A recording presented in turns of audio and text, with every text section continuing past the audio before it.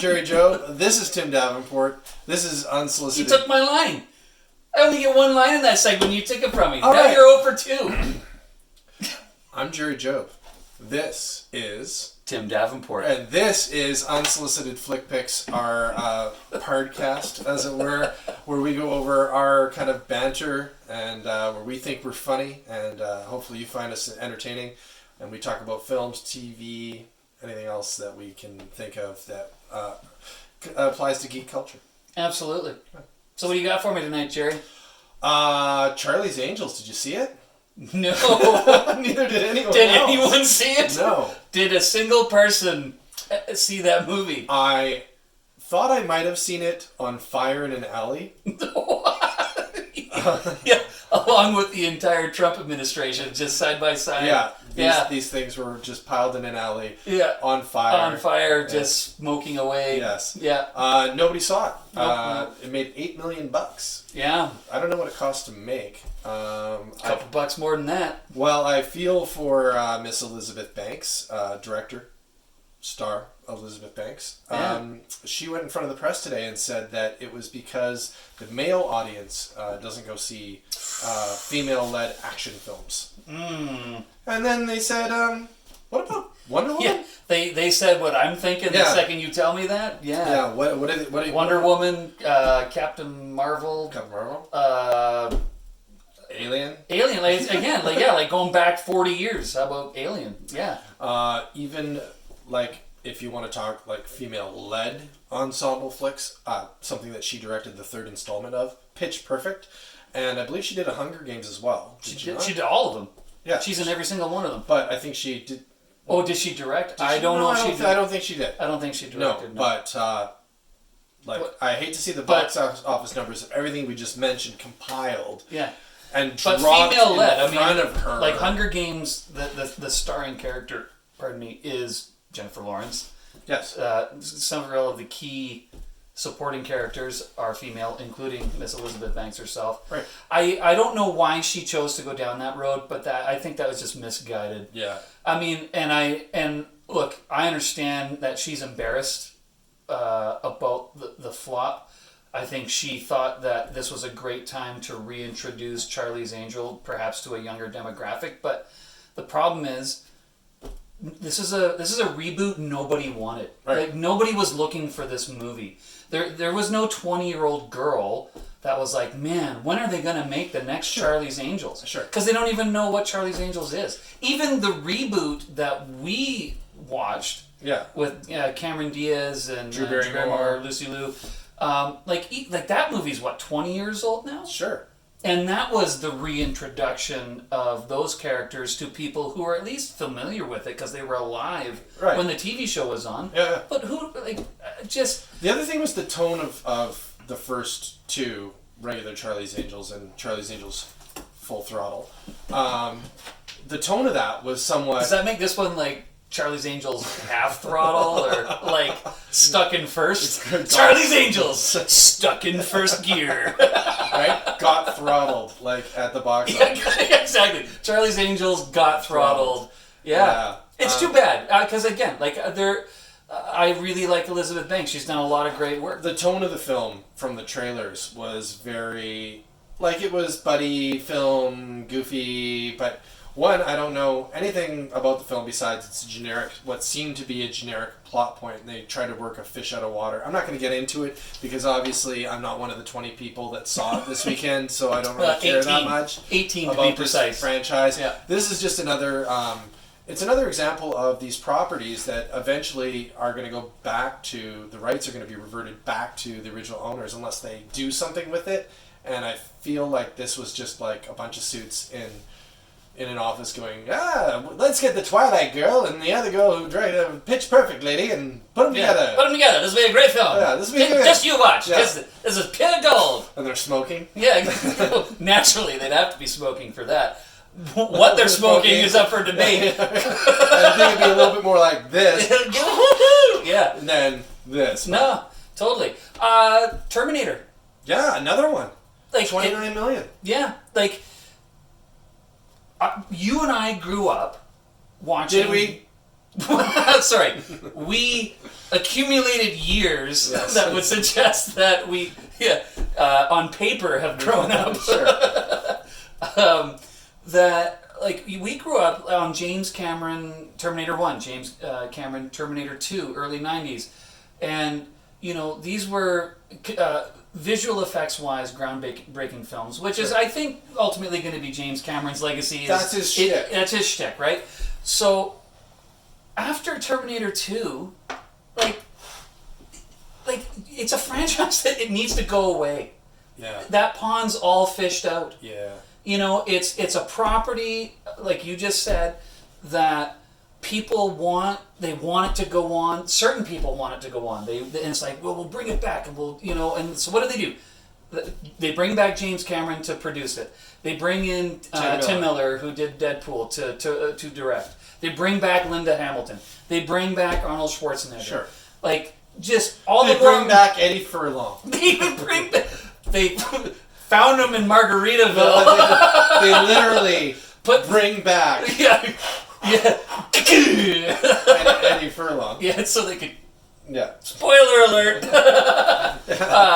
So, like, it just, if there was going to be an opportunity for them to have success with this franchise, this was the formula for it, and it didn't resonate, it didn't translate. And the reason it doesn't is because nobody gives a shit about Terminator anymore, myself included. Like, I'm just like, I'm over it. You know what it is? It's Charlie Brown and Lucy with the football. That's an old reference. There was a cartoon called Peanuts where Lucy Van Pelt, I know her last name, would hold a football and Charlie Brown would run and try to kick it, and every time she'd yank it away and he'd land it on his back, and she'd always continuously promise not to pull the football away, but she did. Yeah. And we've had that football with the Terminator franchise yanked out so many times where it's been like, oh, it's what my brother when I was a kid, we'd go, my mom would take us through McDonald's, and no matter what I had in mind, he'd always say, oh, McRibbed's back, Jerry, you should get it. And I'd be like, oh, I hate McRib. And he'd be like, no, it's really good. You know they got it this time. They got it this time. Yeah. And it's just like the Terminator franchise. It's so good this time. Like, they totally changed it. It's way better. And I'd get it, and he'd get like his Big Mac or quarter pounder, and I'd be sitting there with this like gross, slimy, fake grill mark, 20%, just hating it, eating 3 bites, and like half crying to myself in the back seat, and he'd be laughing. Yeah. But I would fall for it every time. So the Terminator franchise, I feel like we've been McRibbed. We've been McRibbed. It's like when you see Lady in the Water on TV, and you're like, yeah, maybe I'll just give this a chance. And like 3/4 of the way through, you're like, oh, McRib. Yeah, I know, because you're like, Sixth Sense was so good. Yeah, it's gonna be better than Unbreakable was so good. Yeah. Why did I sounded like Harry Carey there for a second. Sixth Sense was so good. Man, I just love that movie. Gosh, I watch it and I just drink a tall, cool Budweiser, wash it down. If the moon was made of McRibs. If the moon was made of McRibs, would I watch Lady in the Water then? Don't jerk me around, Jerry. Just tell me. Shoot me straight. It's true, though. With the Terminator franchise, we're being McRibbed. Yeah, and the thing is, like, the only offering that they came up with that I was like marginally interested in was Terminator Salvation, which ironically, apparently, is the one that everyone hates universally. I like it. Right? I mean, Christian Bale was at a 12. We needed him at like a 7. Like, Sure. it was like he was auditioning for Batman in that movie. I feel like Christopher Nolan watched that and he's like, "There's our Batman." Yeah, because it's not the Terminator we need, but and it's so but I thought as a movie, at least it was like, okay, Judgment Day happens. Now we're moving forward. Come on, you've got a giant robot springing mech like Terminator bikes out of its kneecaps. Autobots. Yeah, right. Like this thing is awesome. Totally, and the human headquarters being in a nuclear submarine, stealth submarine below like the surface, like in the ocean. Like, come on, as a plot point. That is brilliant. Like, I was like, that's cool. That's solid. And then, just for added flavor, they stick Michael Ironside in there. Jester. Jester. Woohoo! Jester's Right. dead. Yeah, totally. So, you know what? I feel like they did well with that. I was kind of hoping they would continue with that branch of the movies. And instead, they gave us Terminator Genesis just so we could have yet another Jay Courtney offering, because Hollywood wants Jay Courtney to happen. They want him to be something. Yeah. Yet he is something, Jerry. Oh, is he something? Yeah. He keeps Captain Boomerang in the movies. Yeah. He keeps getting passed He must have around. an awesome agent. Does he? Or does he have another incredibly good skill?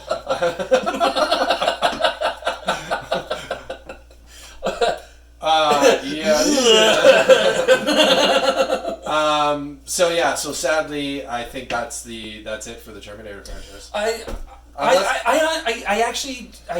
know that there are people that are going to disagree with this, but I actually genuinely hope that it is. I just hope that they go, okay, we get it. Nobody wants to watch it. Nobody, like, Genesis was a flop. People were optimistic when Genesis came out. I saw it. And so it did better than Dark Fate, but that was only because people were like, well, okay, like, they brought back Arnie and they're... Yeah, it's the new McRibbed. Yeah, it's the new exactly, it's the new McRibbed. But after being McRibbed there, I think this time people were like, nah, wait a minute. Fool me once. Yeah. Shame on... I'm not listening to my brother. Yeah, No. yeah, totally. No matter how good you say it is. But Totally. apparently it's got great action, obviously. Apparently the actual... like a lot of the action sequences and everything are like, apparently some of them are spectacular. Sure. And which is why when it makes its way to whatever streaming service or pay-per-view service, I will watch it. Yeah. But I'm not going and paying $60 at the theater to watch it. No. Because that's the era we live in. Because we've had that McRib. Because we've had that McRib. Yeah. And I'm not paying $60 for that McRib again. Yeah. No, it's and it's too bad because it kind of tarnishes the legacy of the movies that came before it. Sure. Like the first one, there's no denying that the effects don't necessarily hold up, but that's not the point. For its time, people were like, "Whoa, this is crazy shit," and it was dark and Sure. it was like half horror film, And then half action. and then the second one, it's like, holy shit, it's the Abyss. Yeah. But it's a cop now, and it's killing Yeah, people. but it's a liquid cop, and I don't even know what to think about this. Yeah, with weird ears and runs fast. This thing's not teaching me anything about the environment. It's trying to kill my kids. Like, what? Yeah. But they do attract and they do build some good talent. I will say that they have built some good talent into those films, and they're visually stunning. Absolutely, and again, going back to kind of what we prefaced all of this with, I mean, James Cameron's legacy, if nothing else, will be the doors that he has opened for other filmmakers with technology and reinventing, much like George Lucas before him and others before that, reinventing the way films can be made. And like his use of computer technology and CG effects, in The Abyss, and then again taking that and doubling down on it in Terminator 2, and then the 3D film revolution with Avatar, Sure. and again reinventing what our idea. Like, I'll say this: James Cameron as a director, love him, hate him, whatever you think of him, Avatar is one of the last movies I can think of where I actually legitimately found myself mid-scene with my jaw dropped. Like, I was actually in awe of what I was watching on film. I will admit that freely. I thought, like, some of what... it just... How immersed... I was about to beat it out of you. Tell me what happened! Tell me what you really feel! When was the last time you had your jaw I swear to God, I love the film, I swear! Tell me out, I'm in! No, I swear to God, Tim. It's like, get the ring light, like... I will full throttle you! Where were you when you watched Avatar? Show me what your jaw did! It was... that was one of... Not was one of the last times, it was the last time that I actually was in awe. I remember thinking in the moment, like, this is going to change how movies are made. You want to know what the last time that happened to me was? Not really. Okay. So anyway. So Sam Worthington. Oh, well, it had to be a Sam Worthington film. Where is he? I think he was in the Charlie's Angel movie.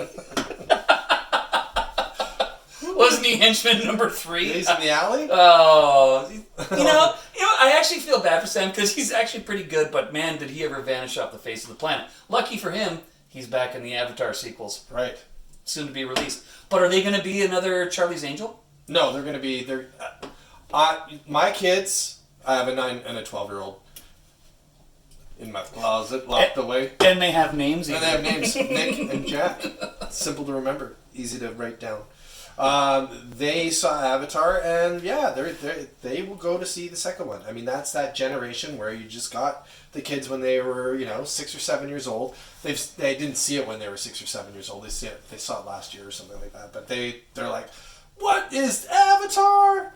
And they said it like that too, like Bill Cosby. What is the Avatar? Is the flying? Yeah. Zippity zap. Right. Like 80s Cosby.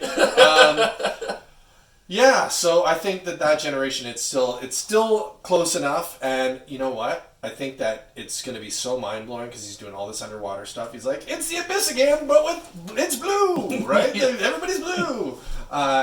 He's got enough cutting-edge stuff going on that it's going to be like the movie that you have to go see in the theater, because if you don't, then... You've just missed out. It's a ride. It's a ride. It's a ride. That is the realm for that film. Right. You can watch it on a big screen at home, and if you sit 3 feet away from it, it'll feel like you're in the theater. But the reality is, pardon me, that is where you watch those films. That's the venue for them. So here's a question for you: why aren't people going to this? Have we now jumped the shark at the movies? Being that, okay, for instance. Last time we talked about Scorsese, Angry Man Yells at Cloud. These Marvel movies are ruining film, right? And then this week, John Woo is like, I'm John Woo, and it's ruining film. Yeah, because his take now is that it's making kids not go watch more interesting films in cinema because this is all they know. Okay, so now we put out Charlie's Angels, right? And now we put out Terminator McRibbed. Terminator McRibbed. McRibbed. Right? On screen. Yep. And nobody goes and sees these films. So they're big, they're action, they seem like they've got star power, and exactly what the viewing audience, or what these critics are saying the viewing audience is buying into, this cult of the big ride at the movie theater. These are both big rides that didn't do anything. Yeah. Yet, Ford versus Ferrari...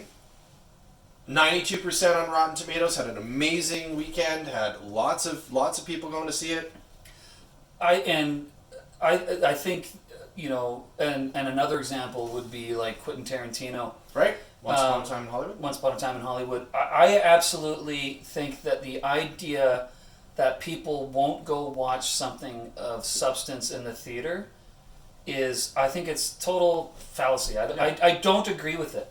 I think that movie studios are committing the sin of dumbing down their content to what they think the masses want. Sure. And again, no offense to the makers of Charlie's Angels, but of the newest one. Offend them. Well, but at the end of the day, like you watch the preview for that movie, and it just looks so shitty. It just looks shitty.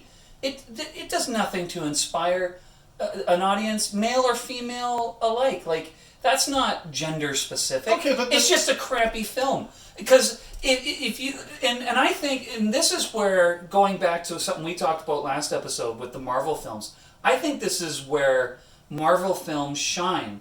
Is they have found a way to make a big budget, flashy film, but populate it with talented actors, with a solid script, that there's enough little bits and bytes in the films that tug at the heartstrings a little bit. Sure. And they make the little kids want to grow up to be superheroes or be the alter ego of these superheroes, the Tony Starks and the Steve Rogers of the world.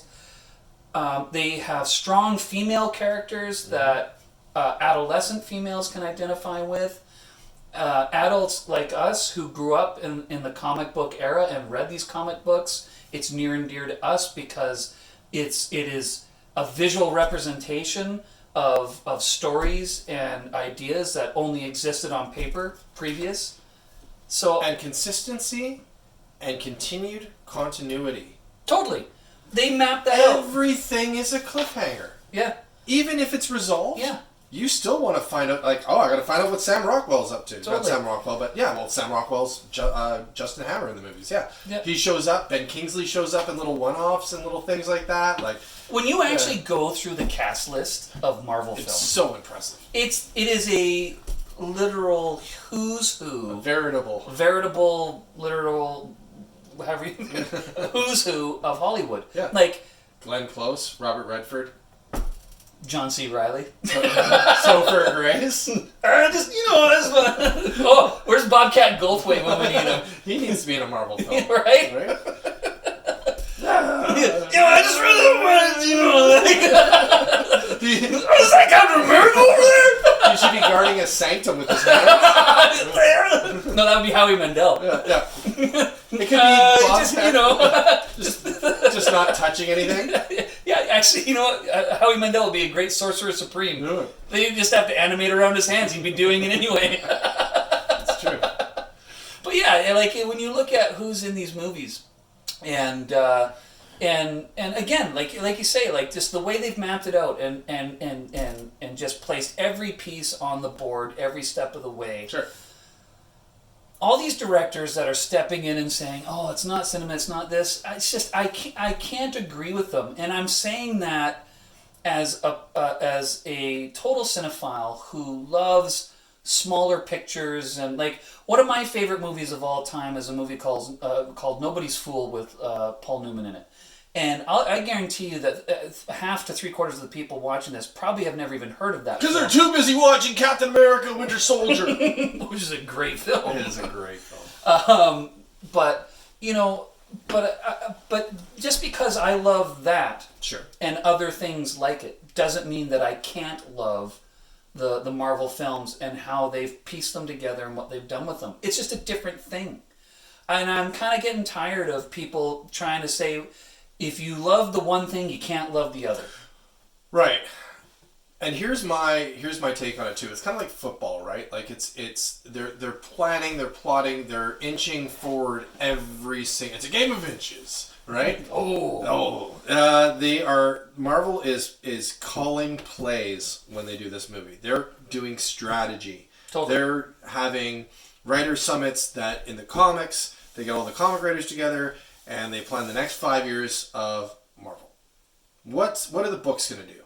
And then that dictates what the films are going to do. And they bring in those same writers to the summits, and Kevin Feige sits around with them, and they all kind of consult. And they did it with Bendis on Iron Man, and they brought in a whole bunch of other people. And Civil War drew right from Mark Millar and Steve McNiven's comics. Yes. I can't contest, so I'll say yes. Yeah, just say yes. Just go with it. You're nobody's fool. They're plotting and they're staging, and I think that if you're coming in with Charlie's Angels, like, I don't think that Charlie's Angels had a 5 or 6 picture drawn out investment put behind that franchise. I don't think the new Terminator had like, okay, and in the next one this is what happens, and in the next one this is what happens, and we're gonna make Sarah Connor do this, and then she's gonna die in the. You know what I mean? Like, I don't think they had a strategy past this movie. No, they had the aspirations of it. They're like, well, we'll see how this one does, and hopefully this is going to be the kickoff of a new trilogy, which gives us a Matrix Reloaded and rebooted and reshuffled and regurgitated, right? Yeah. It's like, it's a trilogy. Yeah. See, it was always a trilogy. Always a trilogy. See, yeah. No, totally. And this is. So is it a lack of imagination in Hollywood these days? I don't know, man. Is it that it's the people at the top of the pyramid that are pulling the purse strings are saying this is what we want, this is like, and they're casting aside these smaller films? Hollywood is always, because like Jojo Rabbit got made. Jojo Rabbit was awesome. I saw Jojo Rabbit a couple weeks ago. I loved it, and Scarlett Johansson is going to get a Best Supporting Actress for it, which is totally deserved because it's the best thing she's done. Taika Waititi may be the first director to direct himself in a Best Supporting Actor role. He won't get it. Christian Bale so far is my front runner for Ford versus Ferrari, which I also saw this weekend.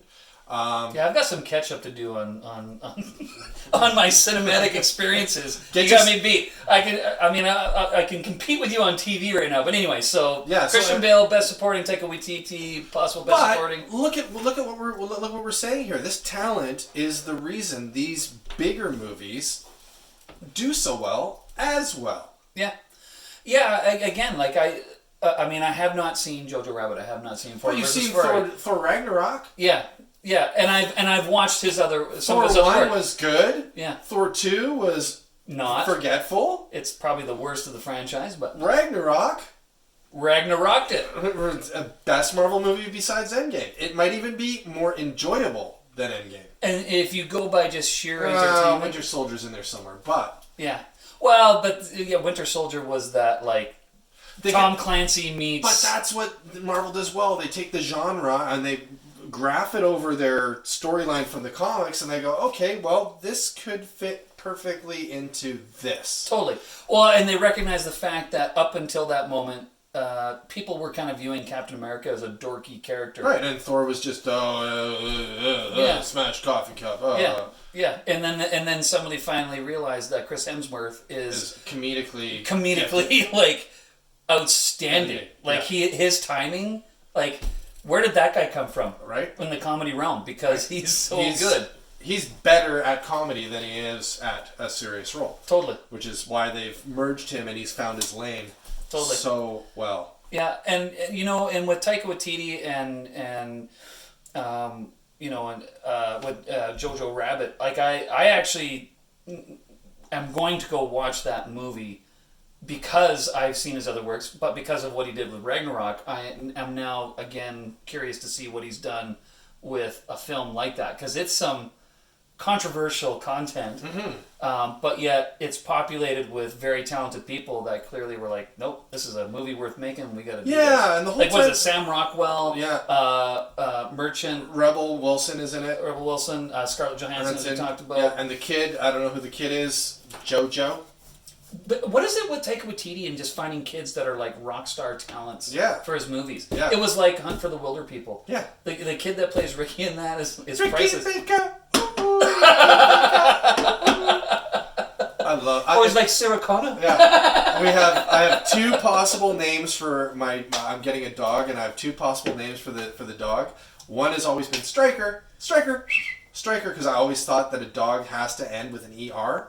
Right. In order to be a dog, it has to be, and the name has to end with an ER. So my kids have always known that we're going to have a dog named Striker, but it's since been one-upped by Ricky Baker. Baker for short. Ricky Baker. Ricky Baker. I think you have to just call him by Ricky Baker. Yeah. At all times. Yeah. It's Ricky Baker. It's Ricky Baker. This is my dog, Ricky Baker. Yeah. Ricky Baker? And then just be He's like... one bad egg. Ricky Baker. That's how I'm going to call him. That's how I'm going to train him to come to the house. Dude, you can't go back from that. I know. You can't. It's tough. Yeah. Ricky Baker. Yeah. He's one bad egg. He's one bad egg. For those watching, all of that is basically Hunt for the Wilder People. If you haven't watched it, such a great movie. Like, it's just... Do yourself a favor. Find it. I think it's on Netflix. If it's not... Doesn't matter where you find it. Just go find it. Watch it. Hunt for it. You will or not be disappointed. Yes, it is no McRibbed. Also, What We Do in the Shadows is our own business. No, What We Do in the Shadows is the other Taika Waititi film. That is awesome.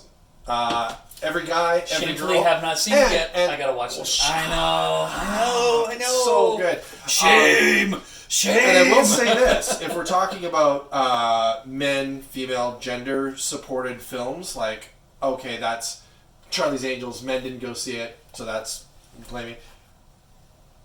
What We Do in the Shadows, my female friends consistently talk about it, consistently rewatch it, consistently pick my brain about it. They know more lines in it than I do. They love it. And it's not one of those films that I would consider it being like, oh, this is going to be a great Netflix and chill kind of movie. Or this is going to be, you're going to love this. I suggest you this strange vampire movie from New Zealand. But it's Which, yeah, I don't know if that's a great pitch for a movie to watch. It's basically 3 vampires living in a flat, 4 vampires living in a flat in New Zealand, and it's they invite a documentary crew in to go about their day to day and what their life is like, and they all come from different eras in time where they were bitten, and it kind of shows their lifestyles in modern day. I like it. New Zealand, and it's par excellence. This guy can do no wrong, and he appears in the Mandalorian, which is Disney Plus. Disney Plus. Which, we got this week. So for those that have apparently never been on the internet ever, or read the news ever, or don't know anything about anything ever, Disney Plus is the new streaming service from Disney. Mandalorian is the show. Taika Waititi directs one of the episodes and voices a character in it. And yeah, so man. You know, it's funny. We've been waiting a long time for a live-action Star Wars TV show. Well, I say we. Star Wars fans that are out there. Just us. And, you know, there's little things that I can nitpick. And you know, like running times of the episodes and stuff. Sure. You know, I mean, I'm greedy. I wish they were longer. This is where the entire world comes with the big slapping hand of God and goes, yeah, Star Wars. We're the Batman Robin meme where it's like, you got Star Wars on TV. Yeah, that. It's just that. It's that. Just exactly. Yeah. I think the run times are, Star Wars is on TV. Shut up. Right?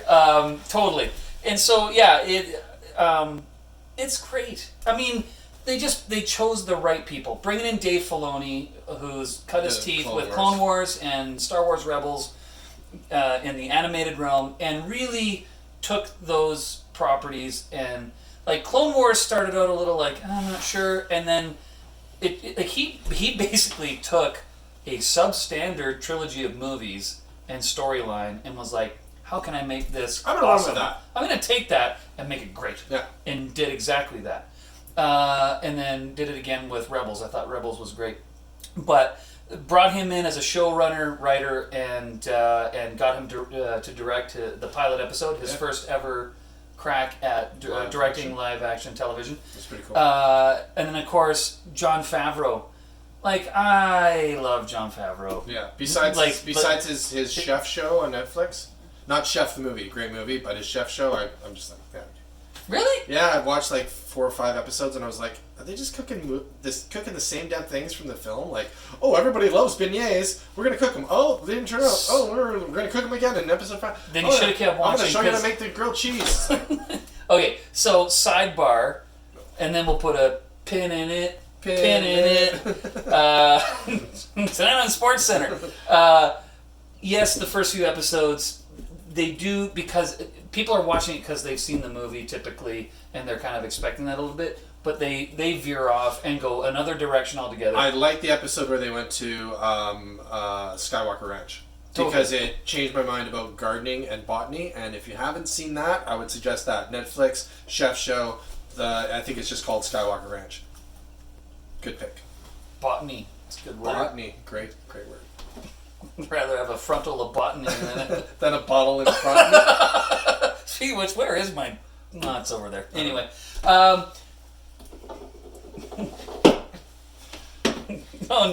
Neutral. There you go. Neutral. Little silver. Neutral. It works. Mandalorian. Back to Mandalorian. Jon Favreau, he can do no wrong. Jon Favreau, he's the best ever. He's the showrunner on it. Sure. But again, Taika Waititi, bring him in to direct an episode. Bryce Dallas Howard brought in to direct an episode. Sure. So they clearly took it seriously enough that they wanted to bring in good people. Right. They as John Hammond said, spared no expense, budget-wise. I mean, that's interesting because she was in Jurassic World. And she's like, how I connected the dots there. It. Yeah. And so, and we were talking about this at lunch yesterday, or whatever day it was, but after watching the first couple episodes, when the whole idea of doing a Star Wars live-action show came up years ago, a few years ago. It wasn't that long ago. It wasn't that long ago. The projected budget per episode was like close to $500,000, and they were like, "This will never fly. This will never fly. We can't do it. How can you spend that kind of money?" And they didn't have the technology to do the sets and the vehicles and all this other stuff, which is interesting because now Favreau has decided to do a lot of practical work on this. Spoiler alert. Oh yeah, if you haven't watched it yet, then you should probably pause this, go watch that, then come back to this. While you're at it, go watch Hunt for the Wilder People. Yeah, and then come back. In fact, we'll email you a list of roughly 300 things. And you know what? And then come back. You know what? We'll wait. Yeah, because we're nice like that. We're patient. We are patient people. We have nothing but time. Yeah, we sat through 9 Terminators. Yeah, 37 Terminators later. Yeah. Yeah. There is the cutest thing in the galaxy. Yeah, itty bitty Yoda. Yeah, I call him Twinkle Fingers. Twinkle Fingers, which I love that you call him that. Yeah, and it's the best thing ever. Like you think that, okay, here's a Porg, here's an Ewok. No, this thing is the coolest thing. Yeah, he's just awesome. My favorite Jedi is it's borderline if JJ pulls off Rey really good. Like if he lands Rey, if he sticks landing on Rey, she's up there. Luke is definitely my fave, but she's this close to knocking him off that thing that he disappeared on. But this Twinkle Fingers character, man, this thing is just awesome. Yeah, he's. Imagine him with a little wee lightsaber. A little wee one, right? Maybe they started with a lollipop, like they give him a little popsicle or something. It's just so cute, man. Yeah, so it's a little Yoda. It's mini Yoda. So basically, they've right in the first episode, they drop in this little mini baby puppet. It's an actual animatronic live action puppet of a baby Yoda. That is, well, we say baby Yoda. Yoda's not a species, but is the name of the character. Right. At least that's what we've been led to believe to this point. So we say baby Yoda, but the truth is he's a baby version of the same species, the character Yoda. And this is the big debate, of course, now is this little guy, like, is it a clone of Yoda? Mm-hmm. Is it an offspring of Yoda? Is it just a baby version of the same species as Yoda? Here's my take on it, and I just thought of this now.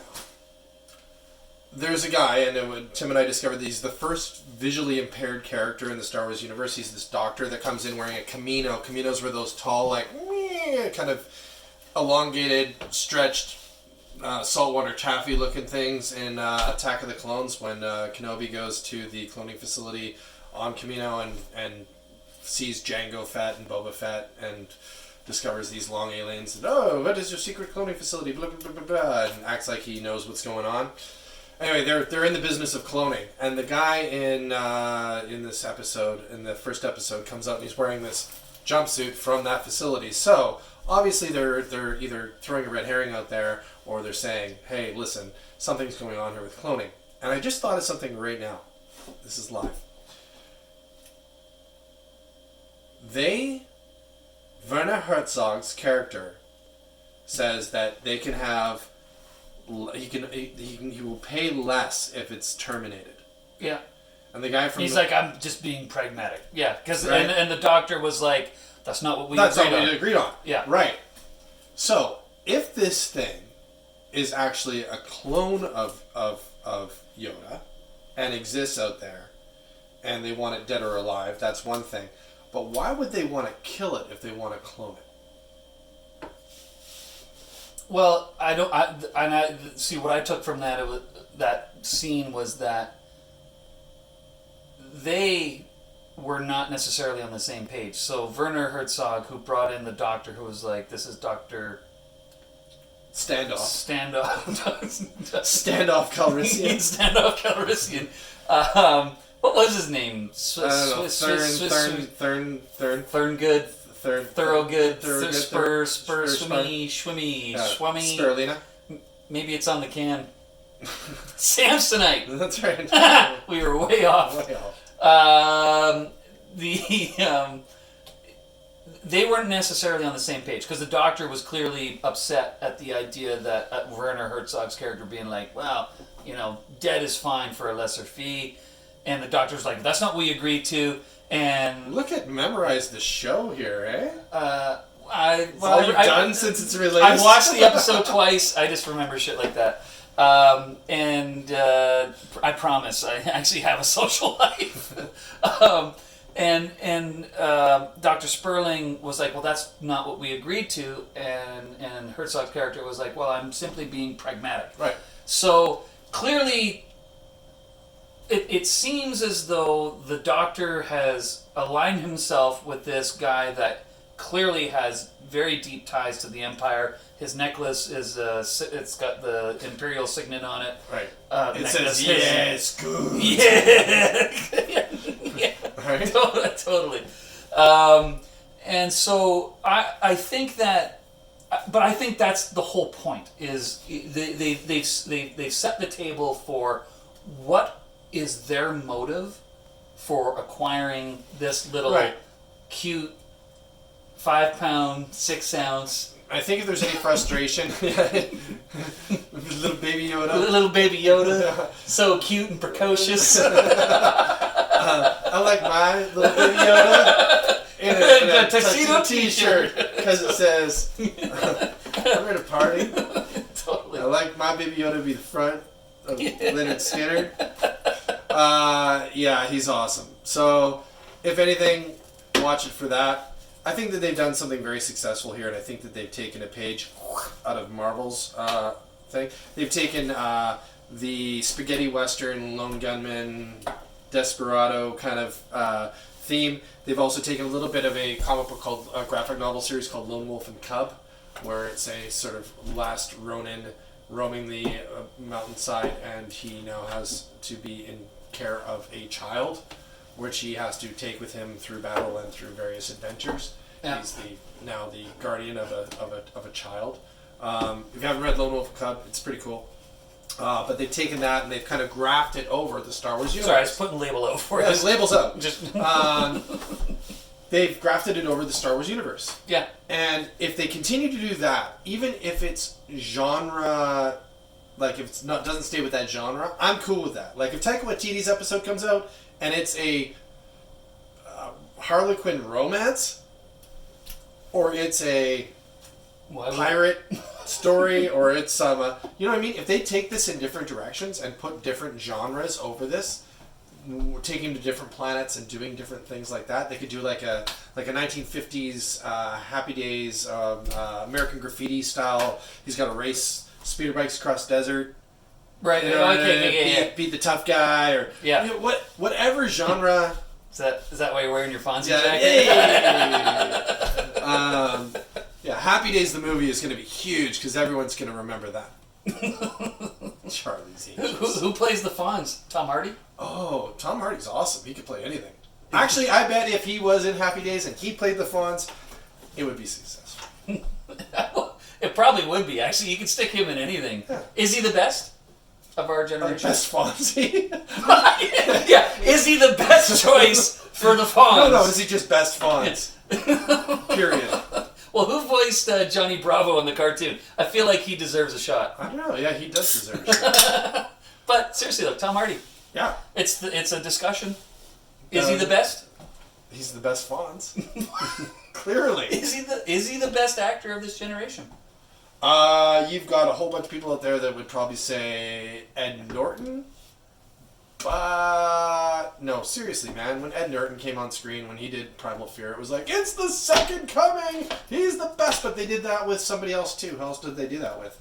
And he was propped up as... They've propped a few people up. Topher Grace. Topher Grace was definitely... What about Daniel Day-Lewis? Well, yeah, but he's not in the same generation of actors as Tom Hardy. Ed Norton's not in the same generation as Tom Hardy either. He's on the cusp. It's, yeah. If you were like doing like Gen Z and Gen X and Gen Y and like millennials and stuff, it's like, yeah. So who's the greatest ever? Ooh. Greatest actor ever? Is that even, like, I don't know if I could stake that, Newman. What? Like from Seinfeld? No, it could be Robert Duvall, best character actor, Gary Oldman. So I guess the question becomes what is the criteria? I don't think that back in my day, they used to have categories, right? You would say, oh yeah, Gary Oldman's great, but you wouldn't see him like really, any Gary Oldman fronted film would probably get some critical acclaim, but it would be like, I gotta go see the next Gary Oldman film. You know who broke that? You know who just broke that glass ceiling for character actors becoming regular actors? Johnny Depp. He flipped the script on him. They're like, you are going to be a movie star, and you are going to be on all sorts of posters, and you are going to be this pretty boy that we're going to just make into the best leading man. You're going to be the next Tom Cruise, sir. And he said, sure. Except I want hair out to here and scissors on my hands. Snip, snip, snip, snip, snip. Cry, cry, cry. Murr, murr, murr. Right? Yeah, okay. And he made character acting a leading role. Well, and he was right actor, right time as well, I think, with that. I mean, that opportunity didn't necessarily exist 10 years prior. So there's classic actors, right? There's your classic leading man. Yeah. Right? So Tom Hardy kind of fits that role, but kind of doesn't. Well, but I think that's half the reason why people are making the argument for him being kind of the greatest of this generation is, like, what is he? Like, you look at what he's done. Like, so, Dunkirk. I haven't seen it. What? I haven't seen it. Okay, so, it's, as it turns out, it's not the first movie that Tom Hardy's been in where you can't see his face for the entire film, but he plays a pilot in it. Flies a British. So is it like this the whole time? He's got the breathing. No, yeah, he's exactly no. Yeah, exactly. No, that's Venom. But he. Or is he like this? Oh, yeah, exactly. I barely adopted this plane. Yeah, he's yeah, exactly. He's Bane on a plane. Dunkirk, aka Bane on a plane. Nice. I'm tired of all these Bane on a plane. So he's in Dunkirk, which is a great movie. If you haven't watched it, another great movie. And he's a pilot. You don't see his face the whole film. He's just. Is he literally like this? He's literally. Does he talk like Bane in it? Because that would be awesome. No, he doesn't. No. Luckily, because it's a serious film. Yeah. They just once in a while like panned up to him and he said stuff like that. You know what? I don't even know why I talk sometimes on this show. Okay. Dude, that would be. So my point is, because I'll watch it. That's it. If it's Bane on a plane, I'm in. See what I have to contend with, folks. This is good. So you want to see that movie? So Bane on a plane. Yes. Yeah, it's an impressive performance because what he manages to emote and communicate purely through his eyes, because he's got his flight cap and his breathing mask on and his little fighter plane. Mm-hmm. And yet he's such a pivotal part of the film. See, I just fucking know it's coming right now. Well, he played Bane. Well, he played Bane the same way, though. I know, but yes, he did. But do you think that was his audition tape? Like, have you guys seen my superhero film? Imagine. I can fly a plane. Imagine if Tom Hardy just kept getting calls like that in for roles. We want you to play. See, fella, we need a guy who's going to talk through his face and talk through a mask. We're looking for Home Alone reboot. Who can do this? Oh, we know a guy. Oh, the Wet Bandits. The question still remains whether or not Bane on a plane and everything else he's been doing makes him, the best. I haven't seen Legend either, where he plays the twinsies. I haven't seen that but either. I hear it's phenomenal. Likewise. Apparently, like, his role on Peaky Blinders is just crazy. He's on Peaky Blinders? Apparently. Makes sense. He kind of looks like a Peaky Blinder. Yeah. So, so here we are. We're talking about the things he's been in that we haven't seen. But yeah, I just the arguments there that he is the best, at least of this generation. I asked the question, who's the greatest of all time? And that's always that's a tricky one. Was Denzel in that conversation? I think he should be. I think he's great. I think my argument is I think Daniel Day-Lewis really is up there. I think that guy's pretty spectacular. Yeah. There Will Be Blood was ridiculous. Oh, ridiculous. Yeah. Redonkulous. You have a milkshake. Yeah, right? And I have a straw. Bastard in a what is he? Bastard in a basket. Bastard in the basket. Yeah, if you haven't seen... And I drink your milkshake. Okay, if you haven't seen There Will Be Blood, it is a slow cigarette burn on your arm.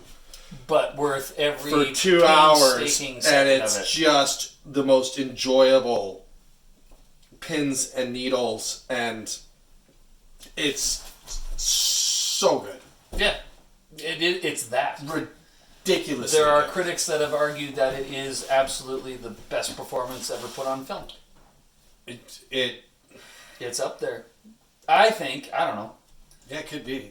Yeah, but it was also supporting characters, like in particular Paul Dano's character on that helped that along. Like you just sit in it. You sit in it, and it's haunting and unnerving and so good, and it's such a good twisted way. It's almost like watching something go off the tracks, and you're enjoying. Speaking of which, that movie has so many shots, or at least one shot that I remember that I'm sitting there for like 19 minutes watching a train come towards me. What feels like 19 minutes of watching a train come towards me. Yeah. And I'm all in. I'm like... Yeah. Yeah, and the use of strings and the soundtrack to build the tension. It's just... Like, it's an unnerving movie because you really don't know initially... what's the direction of the story? Like, where are they taking me? What is the journey? And it almost right feels like it's almost like a reverse redemption film, where the character's arc, and you're constantly. Spoiler alert! No, if you haven't watched it. No. Let's not spoil it. Yeah, but There Will Be Blood. just watch it. Go. Just go watch it. Just go. So yeah. Anyway. Yeah, that's a good. Tom Hardy could be. Could be. He's not in the Mandalorian yet. But seriously though, speaking of Tom Hardy, if I have to see one more motivational black and white photo of him with some quote stamped on it that he didn't actually say. No, some manly quote, some alpha male quote. Some alpha male quote or motivational quote. I don't know who's doing this, but please, just stop. Just stop. We all know Tom Hardy didn't say that shit. You should know that he didn't say that shit. Neither did Harvey Specter. I've watched Suits. He didn't say those things. Exactly. He said that about business. He's a lawyer, not a businessman. Yeah. Just put a photo of yourself. Do a black and white photo of your own face. Yeah. Take the quote, stamp it on, pretend like it's your own. I have more respect for that. Yeah. So anything else people need to watch? Yeah, there's stuff out there. Watchmen, HBO series. I've started the first episode, but I'm not as far into it as you are. Good. I'm quite enjoying it. Now, it is not an exact representation of the original source material, which I'm sure people will and have, and according to the internet, already are taking exception to, but it's good. It's interesting because, of course, the movie was made, and the movie was good, and it was actually pretty. It was faithful enough. I'm waiting till I see the Snyder cut of it. Well, then you should just pop the DVD that's on that shelf behind you and then watch the Snyder cut. I also have the Snyder cut of 300 if you want to watch that. Yeah. So the series is good. It's good television, and honestly, like, and I understand that there are people that are going to disagree with this opinion, and I am totally comfortable with it. But even going back to like Lord of the Rings, and there are properties across the board that I could think of here. I don't need every TV production, every movie production to be so painstakingly faithful to the source material. No, and you know what? Some of that universe building that's already done, I kind of would like to see the different pockets of it and explore that. I kind of enjoyed Castle Rock season 1. I haven't checked out season 2 yet, which is all of sort of Stephen King's mythos and locations. Yeah. This second one has Misery, introduces the character of Misery. From the novel into the Kathy Bates or yeah, the James Kathy Bates, character? James Caan, Kathy Bates character. Yeah. She's not Misery. She's can't remember her name. Castle Rock is basically a show that I haven't watched it, but it is about the kind of Stephen King's universe that he's created and the characters. Yeah, so you get to see Derry, where it's from. You get to see the first season takes place around Shawshank Prison from the Shawshank Redemption. So the mythos is there. They the warden from Shawshank, I believe he lives into, and they pan into the garage at one point and explain that that's the house that Carrie, the car, was in. They mention Cujo. You know, the town hadn't seen this sort of thing happen since 19 whatever when that rabid Saint Bernard went nuts. And you know, and this season takes place in Salem's Lot or Jerusalem's Lot, where the vampires live. So there's a lot of sort of mythos behind it, but again, it's one of those shows where they're like, okay, and it's a bad robot production. J.J. Abrams and Damon Lindelof, who did Lanolin? Lanolin? Like the sheep's wool? No, I don't know him. Nice catch. Who did Lost with J.J. Abrams, does Watchmen. Right. So here's two very talented people that understand the mythos and genres and the worlds that these people have created, and been like, I'm a kid of that generation. I want to go play in that. Well, and this is my thing, you know, and I, I kind of have a two-part opinion to this. The first part of it is there are just certain things that you can't do a literal translation of from book or comic or whatever to screen and have it make sense or be watchable. Sure. So using the one example I just gave, like Lord of the Rings, some people were just like, oh my god, this isn't even like the books. It's like, if they had done a literal translation of the book to screen, you'd be watching a 45-minute scene about sausages getting cooked in a pan over a fire. That's a thing. That's the chef show. Because that's that's Jon Favreau's chef show, which they make that shit entertaining, so I'd watch it anyway. But like, that was the level of detail that Tolkien went into when he wrote the books. Is like, you'd read a 2-page section about the cooking of breakfast. Right, that's like that. If you read Bret Easton Ellis's American Psycho, it is so damn descriptive. Like, the toothbrush was turtle shell and had this speckle on it and that speckle on it, and the way that it was, like, it's just hours of description. It's fantastic. I love Bret Easton Ellis. It's a fantastic, disturbing book, but you milk that for what it's worth. You break it down. You take its general you take guts. the juicy bits out. Yeah, and you're like, all right. You take the meat, throw away the bone. You throw Christian Bale at it. Yeah. Right? As one does. Yeah, he's fantastic. He is fantastic. He best supporting actor coming at you for Ford vs. Ferrari. The Fighter. Yeah. Top notch performance out of him. What else was I'm trying to think of all his best bits, but anyway. Yeah. Christian Bale. I'm a fan. Yeah. I haven't seen 310 to Yuma. Great movie. Great remake. Also by the director of Ford vs. Ferrari and Logan. Is that a James Mangold flick? That's a James Mangold flick. Wow. See, I didn't, and I own 310 to Yuma. Didn't know that. Nope. Great movie. Russell Crowe's great in it. Christian Bale's great in it. Great story, great cinematography, good script. Yeah. If you like westerns, watch it. Also, some homework for you. Open Range, great. Some of the best, most realistic gunfights you'll ever see on film. It is a Kevin Costner film, and I'm a Kevin Costner fan, so I don't, yeah. My friend Aaron Fagoa had a dog named Kevin Costner. Then I should be friends with your friend Aaron Fagoa. But I will have a dog named... What will it cost me? Everything. And are we done here? Is that it? I don't know. Oh! I can keep going. I could too. A Good Place. The Good Place.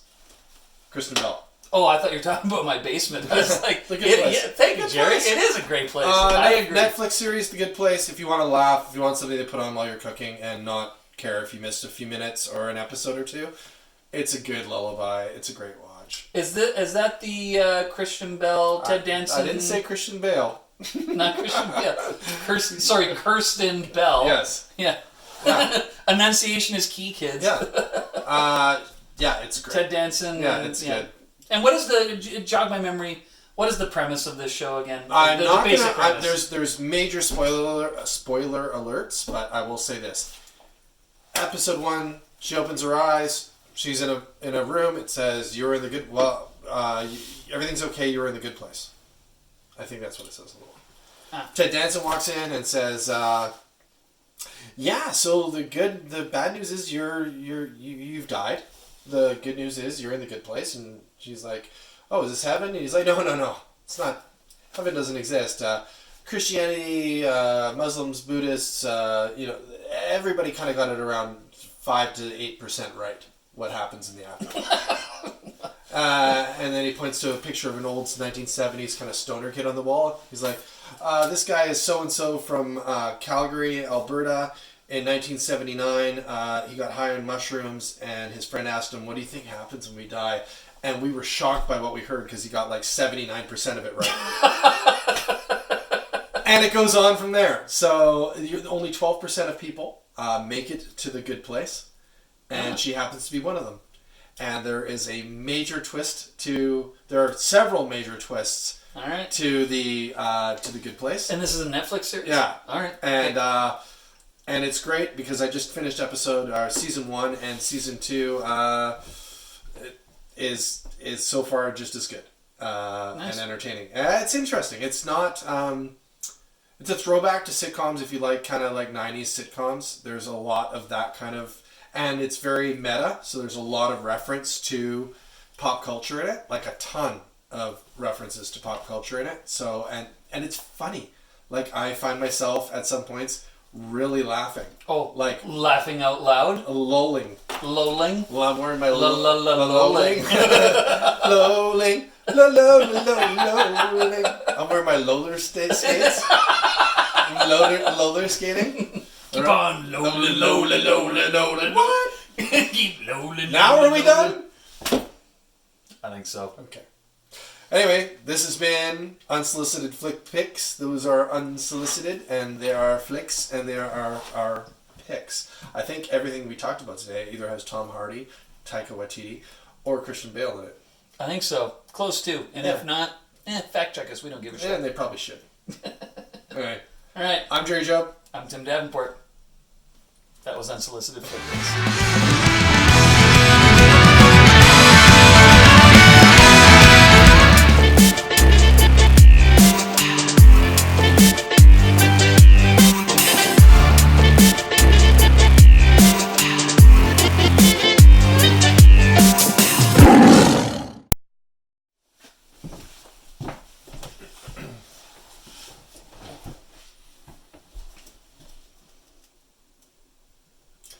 Hi, once again, I am Jerry Job. This is Tim Davenport. And this is Unsolicited Flick Picks, our weekly, or not weekly, but our... Can we start again?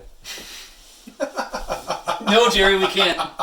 No, you fucked it up. You're going to have to live with it now. This will be your legacy for all podcasts. You said podcast. I was a pig and I lost my leg. Caught on the top step.